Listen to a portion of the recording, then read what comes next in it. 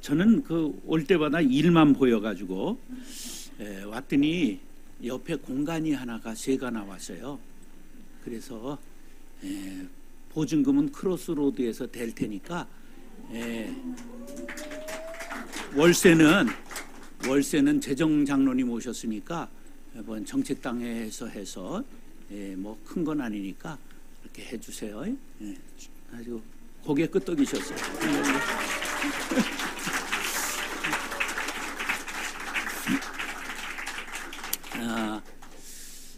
제 교회를 땅을 사거나 건물을 사서 옮기는 것이 굉장히 쉽지 않아요. 그런데 이렇게 이제 공간이 나올 때 살살 먹어 들어가면 또 나오는 거 있으면 싸게 사면 돼요. 그리고 이 건물 다 통째로 사면 되지. 근데 방법은 여러 가지가 있으니까 하나님이 열린광성교회에 복 주신 것 감사하고 앞으로도 그렇게 인도해 주실 줄로 믿습니다. 따라하시죠. 방주교회. 창립 3주년을 맞이한 열린광성교회 위에 하나님의 은혜가 넘치기를 기원합니다. 아울러 신실한 주의종 김광배 목사님의 기도를 하나님께서 들으시고 말씀의 능력을 갑절로 더해 주시기를 축복합니다. 오늘은 노아의 방주 이야기를 중심으로 방주교회라는 제목으로 말씀을 전하겠습니다.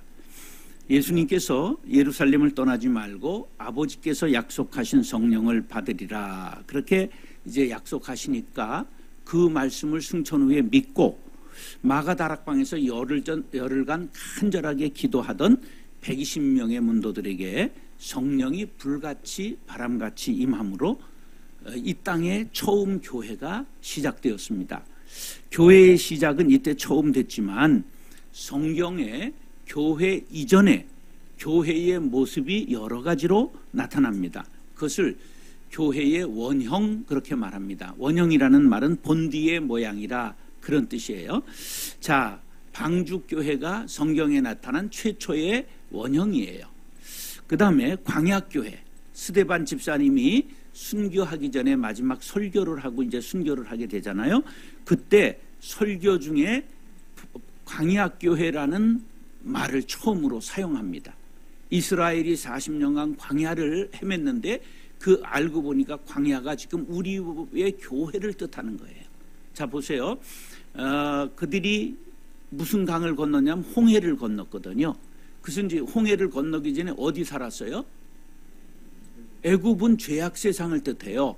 그럼 홍해는 세례를 뜻하거든요. 그래, 이제 세례 받고 구원 받았으면 바로 어디 가야 돼요? 천국 가야 되지. 근데 우리도 예수 믿고 구원 받았으면 바로 천국 가야 되는데 이스라엘 백성들이 광야를 40년 돈 것 같이 우리도 지금 광야를 도는 거예요, 세상을. 그래서 이것을 광야교회라고 스데반 집사님이 처음으로 얘기를 하신 거예요.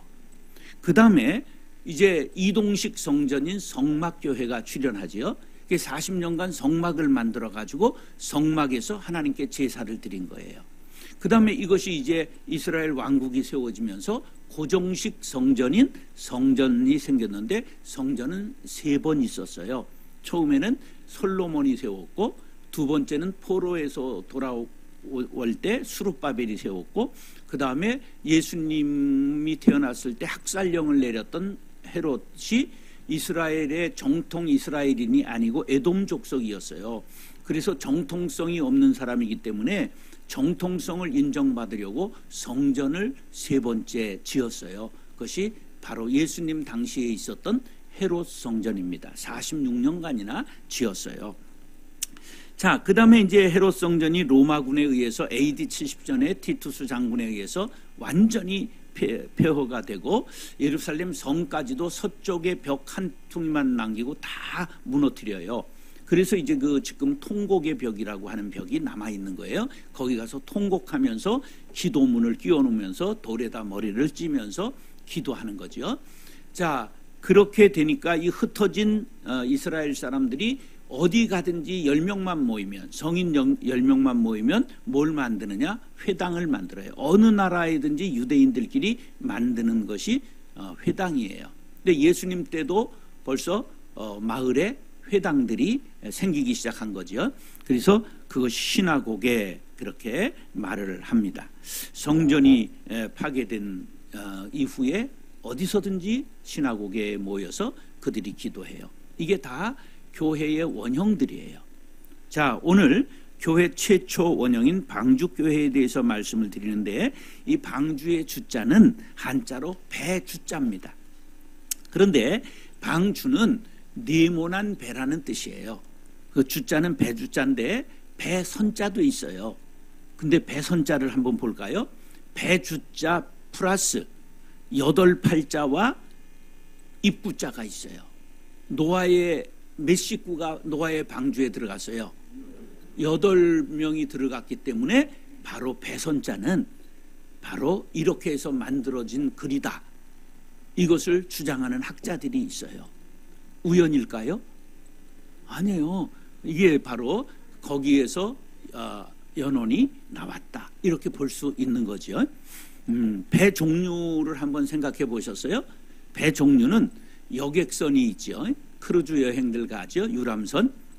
그 다음에 군함이 있어요. 군함은 여러 종류가 있어요. 항공모함, 구축함, 순양함, 잠수함, 뭐 많은 어뢰정도 있고 소형 전투함들도 있죠. 그 다음 화물선, 요새는 컨테이너 배가 유명하지요. 수송선 있고요. 유조선과 가스선, 기름과 가스를 나르는 선들이 있고, 시추선, 이건 플랜트라고 말하는데 바다에서 기름 유전을 가스를 찾을 때 그것도 배라고 그래요. 플랜트라고 그러는데, 그 다음에 특수선박은 여러 종류가 있어요. 저 북극 남극 갈 때 얼음을 깨면서 가는 배를 쇄빙선이라고 말하고, 또 짐을 실어 가지고 끌고 그 배가 예인해서 가는 바지선이라고 하는 거 있죠. 이런 여러 종류의 배가 있어요. 노아의 방주는 이런 배와는 다른 구원선입니다. 홍수로 인해 세상의 모든 사람들이 죽고 생물이 죽고 땅이 모두 물에 잠겼을 때 노아 방주에 탄 8식구만 살았고, 암수 한 쌍씩 배에 탄 짐승만 살아남았습니다. 그래서 노아의 방주는 유람선도 아니고 군함도 아니고 화물선도 아니라 인류를 살리려는 구원의 계획에 쓰임받은 구원선입니다. 사랑하는 형제 자매 여러분, 교회는 무엇이 되어야 되느냐? 구원선이 되어야 합니다. 열린광성교회는 방주교회와 같이 구원선 역할을 잘 감당할 수 있게 되기를 축원합니다. 따라하시죠. 하나님과 동행하는 교회.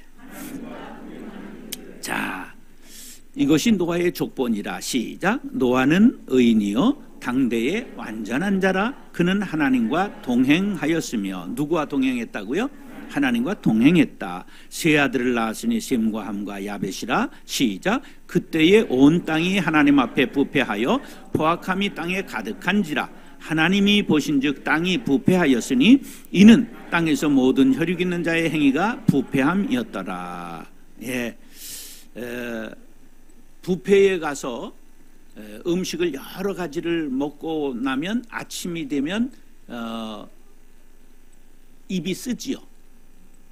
여러 가지를 한꺼번에 먹으면 속이 부패해서 그래요.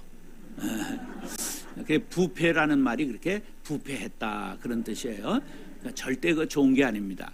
음식은 일식 삼찬하는 게 좋은 거지, 한꺼번에 여러 가지를 먹으면 뇌가 요거 무슨 소화제를 떨어뜨려야 될까 구분을 못 해가지고 폭탄을 떨어뜨려요. 그러기 때문에 우리 이게 입이 써지는 거예요. 예. 뭐 그래도 또 계속 처먹지. 예. 자, 노아 선장의 선장은, 노아 방주의 선장은 노아였지요. 그런데 그때 당대는 죄악이 땅에 어떻게 했다고요? 가득했다고 성경이 말씀하고 있어요. 자, 땅의 죄악성을 어떻게 고발하고 있느냐 하면 온 땅이 하나님 앞에 부패하였다. 그 다음에 노아는 어떤 사람이에요? 당대, 그럼에도 불구하고 완전한 자였다. 왜? 하나님과 동행했기 때문이다. 노아가 의인이라고 인정받고 완전한 자라고 인정받을 수 있었던 것은 무엇 때문에? 하나님과 동행했기 때문이에요. 그러니까 친구가 누구인지 중요한 거예요. 자, 창세기 39장 2절에 보면 여호와께서 요셉과 함께 하심으로 뭐 했다는 거예요? 동행했다는 거죠. 묻는 답변을 잘 들어야지. 함께가 무슨 뜻이에요? 동행했다 그런 말이에요. 그가 형통한 자가 되어 그의 주인 애굽 사람의 집에 있으니 누구와 함께 했기 때문에 형통했어요? 하나님과 함께하면 형통합니다. 사랑하는 형제 자매 여러분, 하나님과 동행하는 열린광성교회 될 수 있기를 축복합니다. 따라서 하나님의 음성을 듣는 교회. 자, 13절 읽겠습니다. 시작. 하나님이 노아에게 이르시되 모든 혈육 있는 자의 포악함이 땅에 가득함으로 그 끝날이 내 앞에 이르렀으니 내가 그들을 땅과 함께 멸하리라. 자, 하나님이 노아에게 이르셨어요. 그럼 노아는 뭘 했어요? 들었지. 그러니까 하나님의 음성을 듣는 교회가 돼야 돼요. 하나님은 이르시는데 듣지 않으면 교통이 되는 것이 없잖아요. 자, 노아가 하나님의 음성을 들을 수 있었던 건 앞에서 얘기를 했잖아요. 하나님과 뭐 했기 때문에? 동행했기 때문에. 그러니까 영의 귀가 열려 있었던 거예요. 청각장애인은 말을 해요, 못해요? 왜? 듣지 못하니까 말을 못하는 거예요. 듣는 게 중요해요. 그런데 요새 사람들은 듣는 게 중요해요? 조동아리를 놀리는 게 중요해요? 그러니까 소통이 안 되는 거예요. 그래서 상담의 제1조는 뭐예요? 경청이라고 그래. 그게 그 말인데 상담의 제1조는 뭐라고? 경청이 뭘까? 기울여 듣는 거예요. 경이 기울 경자예요. 그러니까 남의 말을 잘 들으려고 그러면 몸을 뒤로 제낄까 몸을 앞으로 기울일까 그 말이야. 그러니까 한자의 뜻을 잘 알면 지혜자가 돼요. 왜 지금 우리 사람들이 지혜가 없느냐? 영어만 씨부리기 때문에. 우리 글은 전부 무엇으로 돼 있어요? 한자어예요. 그 한자어를 잘 알면 뜻을 잘 깨달을 수가 있어요. 그래서 우리가 남의 말에 귀를 기울이려면 몸을 기울이는 거예요. 잘 듣는 사람은 그 동행하니까 하나님의 말씀을 잘 들었단 말이에요. 자, 이사야 50장 4절에 아주 귀한 말씀이 있어요. 시작. 주 여호와께서 학자의 혀를 내게 주사 나로 곤고한 자를 말로 어떻게 도와줄 줄을 알게 하시고 아침마다 깨우치시되 나의 귀를 깨우치사 학자들 같이 알아듣게 하시도다. 자, 사람들이 요 뒤에 있는 거는 중요시하게 생각하지 않고 앞에 있는 것만 중요하게 생각해요. 학자의 혀를 내게 주십시오. 이렇게 기도들 해요. 근데 학자의 귀를 달라고 할 때 뭐라 그러냐면 나로 곤고한 자를 말로 어떻게 도와줄 줄 알게 하시고 그래요. 말로 남을 도와주려면 어떻게 해야 도와줄 줄 알까? 잘 들어야 되는 거예요. 그래서 여기다 아침마다 깨우치시되 나의 귀를 깨우치사 학자들같이 알아듣게 하시도다. 잘 듣는 사람이 잘 말할 줄 아는 거예요. 학교에서 공부 잘하는 아이들은 앞에 앉아요? 뒤에 앉아요? 네, 내가 뒤에만 앉아봤기 때문에 알아. 네, 그래서 저는 이제 한 번도 고등학교 졸업할 때까지 노트 필기를 안 했어요. 그럼 이제 시험 때 급하잖아요. 그러면 당일치기가 아니라 시간치기를 해요. 그래서 제일 먼저 나가요. 학교를 시험 때만. 네, 그러면 그 모범생들 앞에 있는 애들이 전부 일찍 와요. 그래, 야, 노트 가져와. 그래가지고 제가 고등학교 1학년 때 키가 지금까지예요. 고등학교 때 큰 키였단 말이에요. 예, 그래가지고 60명 중에 저 중학교 때 52번 막 이랬어요. 컸어요. 근데 그 다음에 뭐 때문에 안 자랐는지 모르겠는데 그래가지고 노트를 갖고 이제 남의 노트를 갖고 공부를 해가지고 얼른 시험 보고 아는 건 쓰고 모르는 건 여백으로 남겨둬야 인생이 여백미가 있어야 돼요. 그림의 가장 중요한 건 여백의 미거든요. 이제 그러면 어떨 때는 10분도 안 돼서 나오는 거예요. 그러면 이제 선생님이 다른 반의 시험 감독을 조금 늦게 들어가시다가 야, 성진아, 너 왜 시험 치러 안 들어갔냐? 막 이러는 거야. 시험 이미 보고 나온 거야. 그렇게 제가 해봤기 때문에 요 앞에 있는 사람들이 공부를 잘한다는 걸 아는 거예요. 왜? 딴짓 안 하고 잘 들으니까. 여러분, 일평생을 말하기보다 듣기를 잘하는 사람들 될 수 있기를 바랍니다. 자, 요한복음 5장 25절 시작. 진실로 진실로 너희에게 이르노니 죽은 자들이 하나님의 아들의 음성을 들을 때가 오나니 곧 이때라. 듣는 자는 살아나리라. 할렐루야. 듣는 자가 사는 거예요. 방주는 무동력선이에요. 동력이 없어요. 방주는. 이걸 멍텅구리 배, 바지선 그렇게 말하는 거예요. 그런데 이건 어떻게 가느냐? 바람에 의해 가는 배예요. 교회는 무동력선입니다. 그래서 교회는 바람에 의해 갑니다. 무슨 바람? 성령의 바람. 기도가 우리의 동력입니다. 성도들이 기도하고 교회가 뜨겁게 기도하는 교회가 되면 성령의 바람이 불고 하나님께서 말씀하시고 그 말씀을 듣게 됩니다. 기도에 힘써 하나님의 음성을 듣는 신령한 교회, 열린광석교회 되기를 축복합니다. 따라서 법도가 있는 교회. 14, 15절 시작. 너는 고페르 나무로 너를 위하여 방주를 만들되 그 안에 칸들을 막고 역청을 그 안팎에 칠하라. 네가 만들 방주는 이러하니 그 길이는 300규빗, 너비는 50규빗, 높이는 30규빗이라. 하나님께서 직접 방주의 규격을 알려주셨습니다. 우리 삶의 법도는 전부 성경에 있습니다. 자, 규격이 뭐냐 하면 길이는 135m, 넓이는 22.5m, 높이는 13.5m. 135m 하면 얼마나 큰 줄 아세요? 축구장이 120m예요. 정규 규격이. 그러니까 이게 엄청나게 큰 배예요. 자, 창문은 위로부터 한 규빗, 문은 옆으로 내라. 층수는 상중하 3층으로 해라. 재료는 고페르나무로 해라. 그런데 이 고페르나무가 전나무라고 주장하는 사람, 잣나무라고 주장하는 사람, 삼나무라고 주장하는 사람들이 학자들이 있는데 아무튼 배를 만들기에 좋은 아주 쭉쭉 뻗은 나무들이에요. 이게 다. 그 다음에 칠을 하라고 그랬어요. 이 역청은 굉장히 중요해요. 역청이 뭐냐 하면 아스팔트에 뿌리는 코올타르, 타마구라고 말하는 거예요. 그러면 배를 나무로 대니까 거기에 뭐를 칠해요? 역청을 안팎으로 칠하면 뭐가 안 들어가요? 방수제예요. 요거는 영적으로는 예수의 보혈을 뜻하는 거예요. 여러분 꼭 예수의 보혈을 바르는 사람들, 그래서 죄악이 침범하지 못하도록 온전히 성령이 지키시는 공동체 될 수 있기를 축복합니다. 교회는 모든 일에 규모가 있어야 돼요.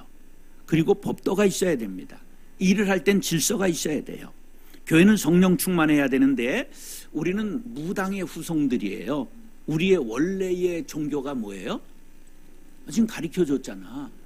우리가 샤만족이에요. 그래서 단군, 왕검 그런 말 들어봤죠?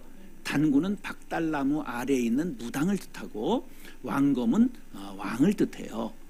검을 가진 왕이야. 그래서 무당이 추장을 했던 시대, 무당이 왕을 했던 시대, 요거를 역사에선 제사와 정치, 제정일치의 시대였다, 그렇게 얘기를 하는 거예요. 제가 이래봐도 국사편찬위원장을 지낸 이만열 교수님을 모시고 역사교실을 만들었던 사람이에요. 그러니까 헛소리 하는 게 아니고 이게 다 근거 있는 소리 하는 거예요. 그래서 우리는 불교 이전에 샤만이었고, 그래서 불교와 샤만이 야합한 게 뭐냐 하면, 혹시 절순이 출신들이 있어요? 절에 다녀봤던 분들, 절 맨 위에 가면 뭐가 있을까? 자그만 각 하나가 있어요. 어느 절이든지. 뭘까? 삼신각이 있어요. 산신, 지신, 용왕신 용왕신 이런 걸 모시는 걸 삼신각이라고 말해요. 그거는 바로 무교에서 있었던 것이 불교와 합해진 그런 증거가 되는 것입니다. 자, 그래서 우리는 성령 충만 얘기를 하면 막 홀리해지고 눈 감고 그냥 막 이런 걸 생각해요. 아니에요. 성령 충만할수록 사람이 이성이 작용하고 사람이 의식이 또렷하고 규모 있고 질서 있고 법도대로 살아가는 사람이 되는 것이 성령 충만함입니다. 교회는 성경 말씀이 법이 되고 해석이 필요할 때는 반드시 생명을 살리는 방향으로 사랑을 담아야 합니다. 고린도전서 14장 33절 시작. 하나님은 무질서의 하나님이 아니요 오직 화평의 하나님이시니라. 모든 성도가 교회에서 함과 같이. 교회 하나님은 무슨 하나님? 질서의 하나님이신 거예요. 그래서 사랑하는 형제 자매 여러분, 화목한 가운데서도 규모 있고 질서 있게 법도를 지키는 열린 광성교회 될 수 있기를 축원합니다.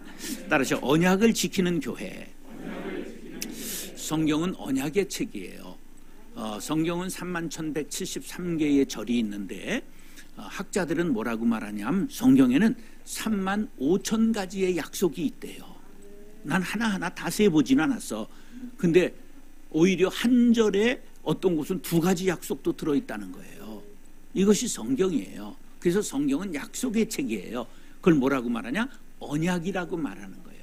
그래서 구약은 예수님 오시기 이전의 약속, 그래서 옛 언약 그런 뜻에서 구약 그러는 거예요. 그랬더니 어떤 사람은 그건 한약 아니냐 그러는데 아니에요. 옛 약속, 신약은 뭐예요? 예수님이 오셔서 주신 새 약속이라는 그러한 뜻이지요. 자, 17절 18절 시작.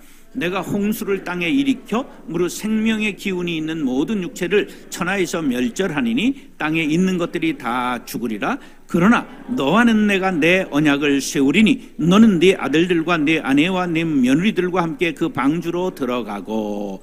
너와는 내가 무슨 언약을 세운다고요? 내 언약을 세운다. 하나님께서 노아에게 홍수를 통해 땅의 모든 생명을 멸절한다. 그런데 내가 너와는 언약을 세워 너의 가족을 전부 구원하겠다. 그래서 노아의 가족만 남고 전부 죽었어요. 그래서 노아를 뭐라고 말하냐면 중간 시조라고 말합니다. 우리 인류의 조상이 누구예요? 근데 다 죽었어요. 노아 가족만 살았어요. 그래서 노아를 중간 시조라고 말합니다. 우리 조상이다 그런 말이에요. 함과 셈과 야벳이 바로 백인과 흑인과 황인의 조상이 된 것이죠. 자, 생명의 언약을 노아에게 하나님께서 주셨어요. 이것은 일방적인 은혜라고 그럽니다. 노아가 잘한 게 있어서가 아니라 하나님 곁에 있는 것만 가지고도 일방적으로 구원을 해 주셨어요.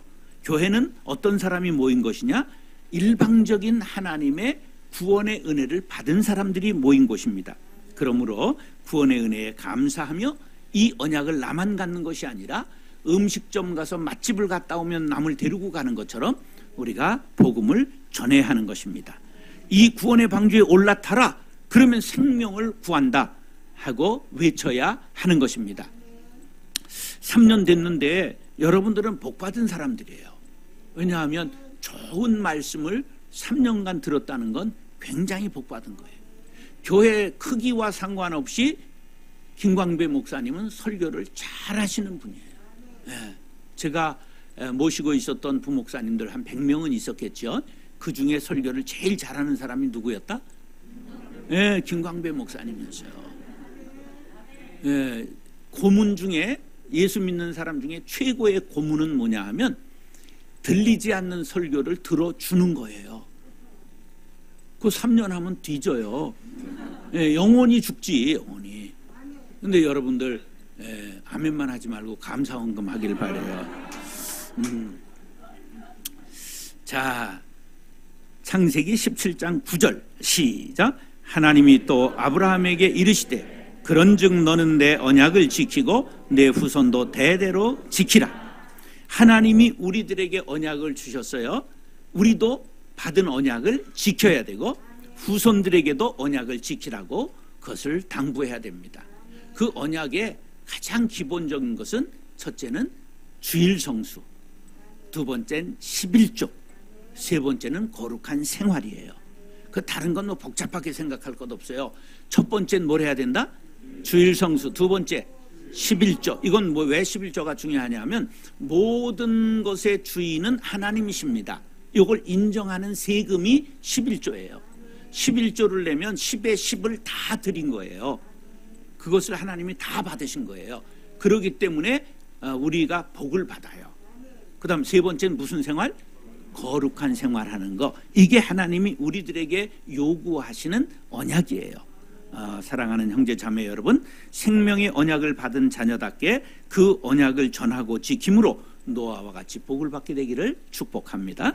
다섯째, 따라서 모든 생명을 사랑하는 교회. 자, 19절 20절 시작. 혈육 있는 모든 생물을 너는 각기 암수 한 쌍씩 방주로 이끌어들여 너와 함께 생명을 보존하게 하되 새가 그 종류대로 가축이 그 종류대로 땅에 기는 모든 것이 종류대로 각기 둘씩 네개로 나아오리니 그 생명을 보존하게 하라. 모든 생명의 뭐를 보존하라고요? 생명을 보존하라. 두 번이나 반복하잖아요. 그래서 교회는 생명을 사랑하는 교회가 돼야 돼요. 지금 푸틴이 그리스도인일까 아닐까? 그리스도인이에요. 푸틴이 정교회 아주 열렬한 신자예요. 그럼 정교회는 지금 생명을 사랑하는 교회예요? 아니에요? 정교회 대주교가 그걸 가서 축복하고 이러니까 그건 이미 망한 교회예요. 여러분, 교회는 그러면 안 돼요. 모든 생명을 어떻게 해야 된다? 사랑해야 되는 거예요. 윤동주 시인이 왜 훌륭하냐 하면 그 젊었을 때 어떻게 그런 시를 졌을까? 모든 죽어가는 것들을 사랑해야지. 오늘 밤에도 바람의 별이 스치운다. 뭐 이런 얘기 했잖아요. 그러니까 모든 죽어가는 것, 모든 생명을 사랑해야지. 요게 20대 초반에 그 쓴 시인데 그런 시를 쓴 거예요. 자, 교회는 생명이 꽃피는 교회가 돼야 됩니다. 내 생명이 귀한 것처럼 다른 생명을 소중하게 다뤄야 돼요. 저는 아직까지 식당에 가서 식당 종업원을 한 번도 부른 적이 없어요. 내가 밥값 냈지 사람값 낸 적이 없다. 사람은 존귀한 건데 반찬 더 가져와라. 젓가락이 떨어지면 젓가락 그냥 쓱쓱 닦고 그냥 먹어서 뒤진 놈 한 사람도 없어요. 근데 그걸 또 가져와라. 그런데 나는 한 번 했지만 저 사람은 하루 종일 하는 거야. 그런데 그렇게 시키려면 아예 들어가서 기도도 하지 말어. 그냥 크게 기도해놓고 저것들 예수쟁이다 아는데 가서 얌체짓은 다 하는 거야. 그럼 복음이 전해지겠어요? 저는 한 번도 사람을 불러보질 않았어요. 그래서 우리 교회 옆에 음식점은 다 교회 나오는 거예요. 사람이 모든 일에 생명을 존중하는 마음가짐이 있어야 돼요. 사람을 존중해야 돼요. 왜? 그런데 어제 우리 집 사람하고 1시간 반을 여기 산책을 했거든요. 와, 세상 개판이 돼. 개를 끌고 다니다 못해서 고모의 유모차에다 개를 끌고 오대. 어떤 것은 막 이렇게 안고 오대. 여러분, 개를 사랑하는 게 죄가 아니에요. 사람보다 더 개를 사랑하면 죄예요. 사람에게는 하나님의 형상이 담겨 있어요. 이마고데이 꼭 생각해야 돼요. 사람을 사랑해라. 모든 생명을 사랑해라.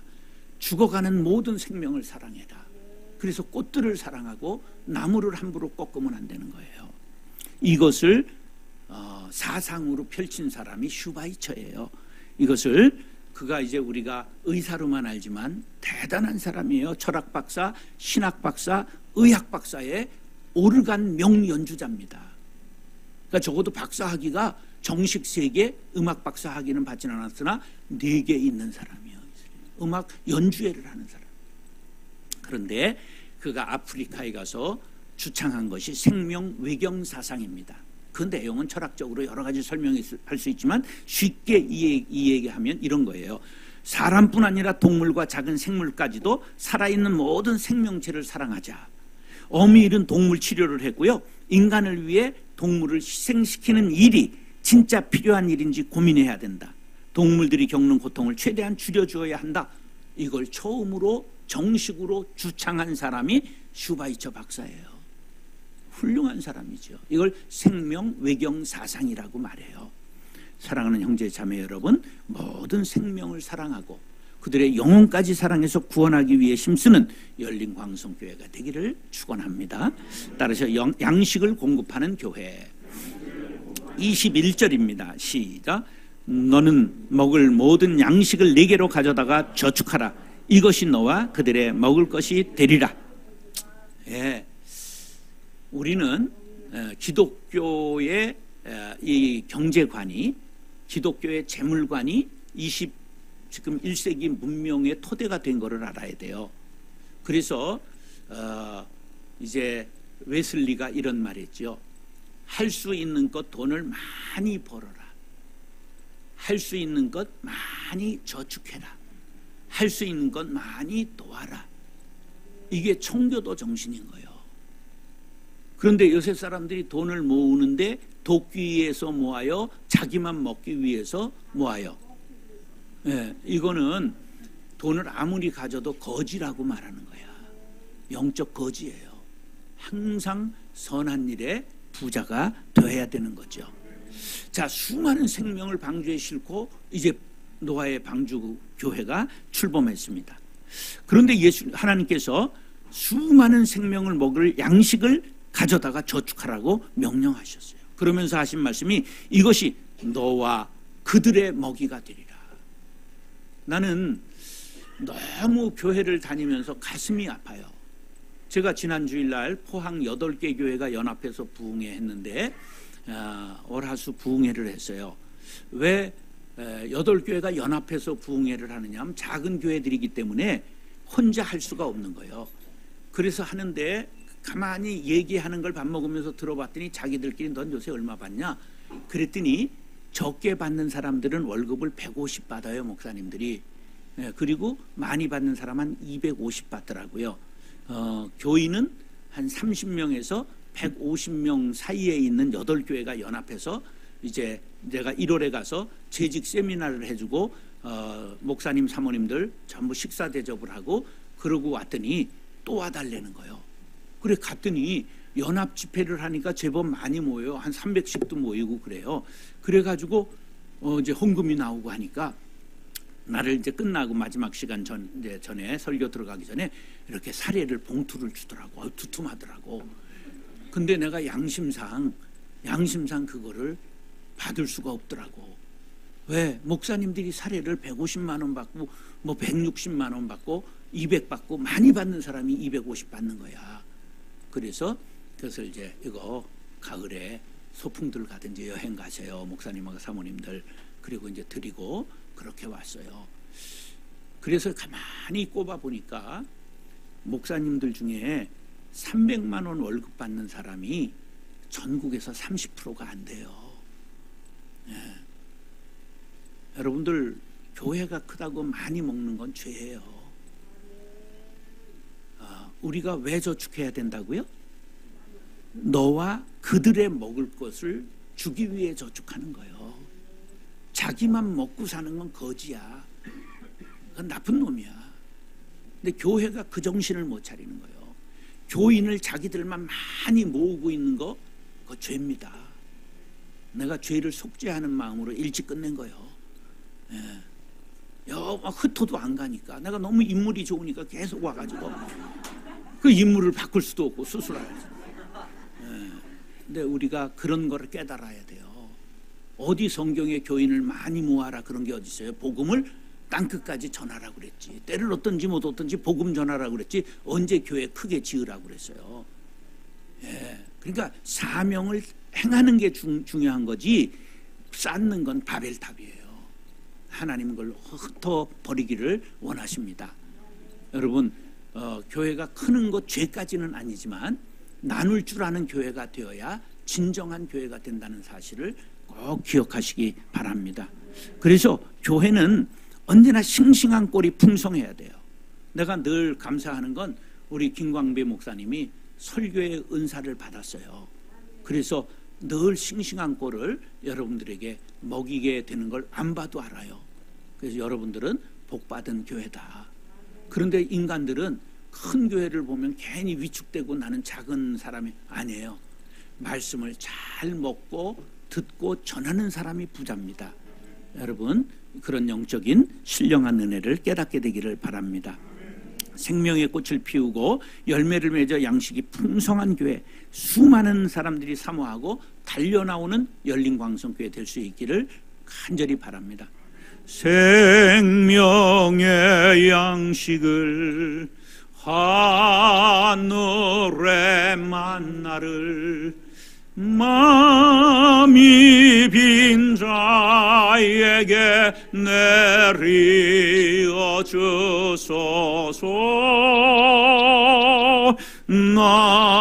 낮고 천한 우리 긍휼히 보시사 주여 주여 먹이여 주소서. 나머지는 집에 가서 부르시기 바랍니다. 시편 23편 1절로 3절 시작. 여호와는 나의 목자시니 내게 부족함이 없으리로다. 그가 나를 푸른 풀밭에 누이시며 쉴 만한 물가로 인도하시는도다.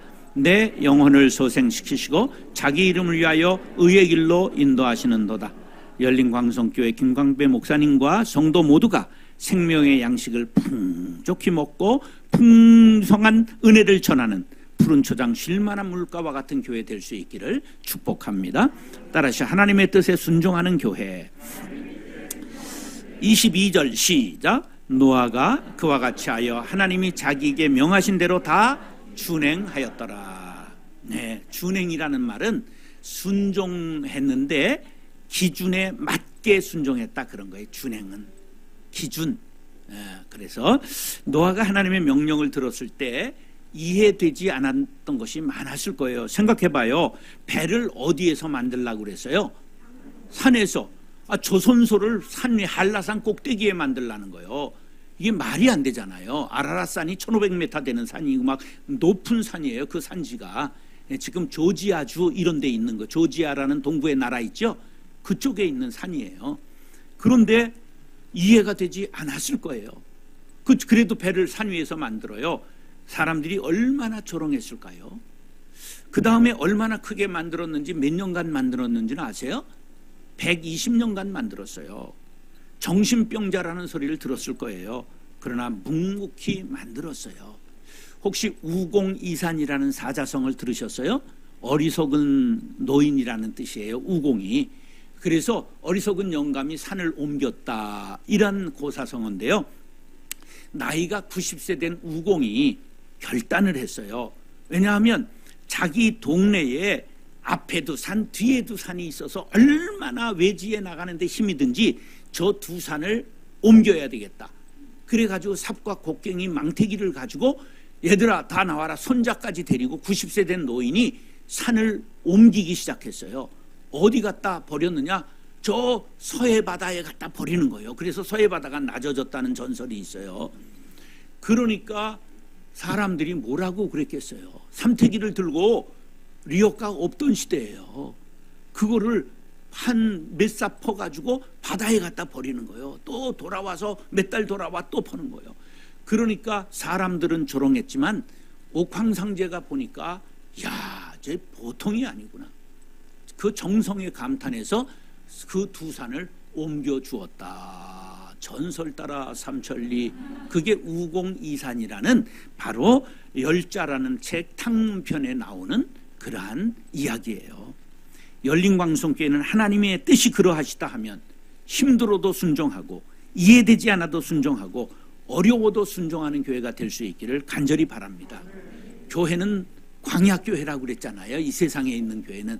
광야교회의 첫 번째 과목이 뭐냐? 순종이에요. 네. 신앙의 최종 승리자는 머리를 쓰는 지혜자가 아니라 우직하여 순종하는 사람입니다. 고린도전서 1장 27절로 29절 시작. 그러나 하나님께서 세상에 미련한 것들을 택하사 지혜 있는 자들을 부끄럽게 하려 하시고 세상에 약한 것들을 택하사 강한 것들을 부끄럽게 하려 하시며 하나님께서 세상에 천한 것들과 멸시받는 것들과 없는 것들을 택하사 있는 것들을 폐하려 하시나니 이는 아무 육체도 하나님 앞에서 자랑하지 못하게 하려 하십니다. 순종하는 자가 어리석은 자 같으나 지혜로운 자요, 약한 자 같으나 강한 자가 되는 하늘의 법을 깨달으시기 바랍니다. 그래서 제가 만든 말이에요. 한번 따라하세요. 순종하면 순종되고 불순종하면 잡종된다. 예. 한자어로는 순종과 순정이 달라요. 그런데 순정하면 순종이 되는 거예요. 진돗개 하나가 그저 복날 된장 바르면 똥 깨는 끝이에요. 잡종은. 근데 순종은 1억 가요. 1억. 씨 내리는 순종은 족보 있으면 1억도 간다고. 개가 같은 개가 아닌 것처럼 사람도 같은 사람이 아닌 거예요. 어떤 사람이라야 순종이 된다고? 순종하는 사람이. 예, 하나님의 뜻대로 순종하는 방법을 성경에서 읽고 그 뜻대로 살려는 노력 우리들에게 필요합니다. 하나님의 뜻은 다 어디에 나타나 있기 때문에 성경에 나타나 있어요. 읽고 기도하며 분별력을 키우시기 바랍니다. 세상이 악합니다. 가치관이 변하고 있습니다. 변치 않는 기준은 오직 예수, 오직 성경밖에 없습니다. 사무엘상 15장 22절 빨간 것이만 시작. 순종이 제사보다 낫고 듣는 것이 수장의 기름보다 나으니라. 할렐루야. 사랑하는 형제 자매 여러분, 하나님 뜻에 순종하는 열린 광성교회 될 수 있기를 예수님의 이름으로 축원합니다. 따라서 방죽교회, 하나님과 동행하는 교회, 하나님의 음성을 듣는 교회, 법도가 있는 교회, 언약을 지키는 교회, 모든 생명을 사랑하는 교회, 양식을 공급하는 교회, 하나님의 뜻에 순종하는 교회. 기도하겠습니다. 사랑과 은혜가 풍성하신 아버지 하나님, 오늘 7가지 노아의 방주를 통하여 하나님의 말씀을 전했습니다. 이 말씀 마음에 새기고 실천하여 하나님이 찾는 바로 그 교회 열린광성교회 되게 하여 주옵소서. 존귀하신 예수님의 이름으로 축복하며 기도드리옵나이다. 아멘. 사랑하고 존경하는 형제 자매 여러분, 크로스로드 대표 정성진 목사입니다. 이 시대를 여러 가지 말로 표현하고 있지만 한마디로 표현한다면 스마트폰 시대입니다. 폰으로 해결할 일들이 많아졌습니다. 신앙생활도 이에 포함됩니다. 크리스찬들이 복음 앱을 잘 활용하면 감사와 감동이 가득한 은혜의 도구가 되지만 세상적인 앱을 사용하는 시간이 많아질수록 믿음에서 멀어질 수밖에 없습니다. 특히 다음 세대들이 폭력적 게임이나 선정적 영상에 중독되면 영적, 지적, 정서적으로 피폐될 수밖에 없습니다. 청소년을 비롯하여 유아에서 노년까지 온 성도들이 스마트폰을 은혜의 도구로 사용하여 거룩한 사람으로 살아갈 수 있게 만드는 것이 시대적 사명입니다. 크로스로드 복음앱 운동에서 이 사명을 감당하기 위해 복음앱 플랫폼 감바구니를 개발하였습니다. 감바구니에는 자체 개발한 9종의 복음앱과 성경 찬송, 묵상 연구, CCM, 미디어, 어린이, 교회 자료, 자녀 보호 등의 카테고리로 묶은 50여 종의 추천 복음앱이 담겨 있습니다. 각자의 신앙생활에 필요한 복음 앱을 선택하여 항상 활용한다면 스마트폰은 은혜의 도구가 되어 경건한 신앙으로 인도할 수 있을 것입니다. 자체 개발 복음 앱은 하루 한 절씩 성경을 암송하고 알람으로 활용하여 말씀으로 하루를 시작할 수 있는 라크마 365와 말씀 묵상과 매일의 기도를 노트로 작성하고 저장하는 기도와 묵상 노트는 모든 성도들에게 말씀이 생명되게 하고 경건한 신앙인으로 세워주는 복음 앱입니다. 다음 세대를 위한 복음 앱으로는 성경 66권의 목록을 노래와 함께 암송할 수 있는 성경 목록 게임, 그림을 맞추며 말씀을 암송할 수 있는 성경 퍼즐 게임, 산상수훈의 성경 게임 팔복, 성령의 9가지 열매를 게임으로 만드는 카르포스, 말씀을 읽고 면류관을 획득하는 성경 면류관 게임, 말씀을 읽고 단어를 연결해가는 성경 십자말 게임, 성경 단어로 핸드폰의 자판을 게임으로 익히는 성경 엄지족 등이 있습니다. 개발된 복음앱에는 공유 기능이 있습니다. 카톡, 페북, 트윗 등으로 주변의 성도들에게 널리 알려서 스마트폰을 은혜의 도구로 만듭시다. 복음앱 운동에서는 계속해서 유아에서 노년까지 신앙생활에 유익한 복음앱을 개발, 보급할 것입니다. 성도 여러분의 기도와 성원을 바랍니다. 감사합니다.